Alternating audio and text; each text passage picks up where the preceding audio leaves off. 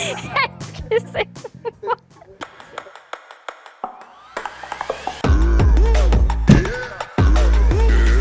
La certification, ça prend du temps. Moi, ça m'a pris 1 mois à me préparer et ensuite, on a eu une petite demi-journée pour l'audit. Moi, comme j'étais déjà certifié avant, c'était une formalité. C'est plus simple côté administratif? Alors oui, me concernant, j'étais déjà certifié sous l'ancienne version, donc celle-ci, je l'ai trouvé beaucoup plus simple. Pour moi, au niveau administratif, si on est préparé en avance, ça ira très bien. Je crois que ça va nous obliger à plus de rigueur, de mettre en place certaines choses, mais ça devrait bien se passer.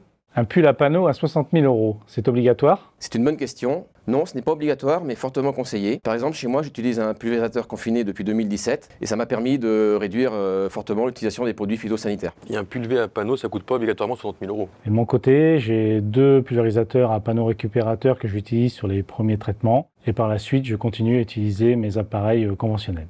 Et c'est obligatoire de passer sur 100% de la surface? Non, c'est une idée reçue. En réalité, c'est sur les 3-4 premiers traitements et c'est sur 80% de la surface. CEC, zéro herbicide. Alors non, ce n'est pas obligatoire. Moi, je me suis fixé comme objectif parce que j'ai des terrains qui sont faciles. Et donc, du coup, je n'utilise plus du tout de herbicide. Et j'ai obtenu des points bonus dans la CEC2. En fait, on peut toujours désherber un peu. Il faut que l'IFT herbicide reste inférieur à 1. Et donc, dans des situations un peu compliquées, on peut encore désherber chimiquement. Je te rejoins, Guillaume. On peut également lisser les IFT herbicides sur 3 ans. Et moi, contrairement à Stéphane, il y a des parcelles qui sont un peu compliquées à travailler. Et du coup, je m'autorise un herbicide sur ces parcelles-là. Est-ce que semer des couverts végétaux est obligatoire?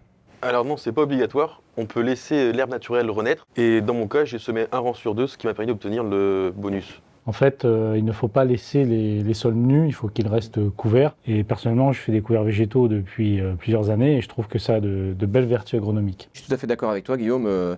Ça rend les terres beaucoup plus fertiles. L'empreinte carbone, on en parle? Alors, c'est un bonus simple à obtenir.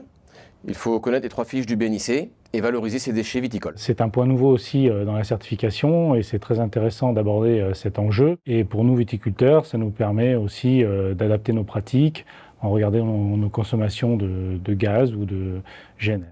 Et ça coûte combien? La certification en tant que telle ne coûte quasiment rien. Elle est prise en charge par la maison ENSI. Et sur les exploitations, la certification a bien sûr un coût. Il faut faire quelques investissements, mais tout dépend d'où l'on part. Pour une exploitation de 25 hectares, il faut compter un pulvérisateur à panneau récupérateur et 1 à 2 paires d'intercepts. Éventuellement, quelques travaux supplémentaires qui peuvent être faits par un prestataire. Et ça coûte aussi un peu de temps. Il faut réfléchir à ce qu'on fait et accepter de changer quelques méthodes. Et chez ENSI, vous faites quoi? La maison ENSI met en place des outils pour vous aider dans le changement de vos pratiques. Notamment, on a le programme 1000 Palices qui vous permet de planter des haies. On va également vous accompagner vers la CEC avec des accompagnateurs dédiés. Tout à fait. Moi, j'ai été accompagné par ENSI et tout s'est très bien passé, donc n'ayez pas peur et lancez-vous. Maintenant, il faut se lancer. Contactez-nous.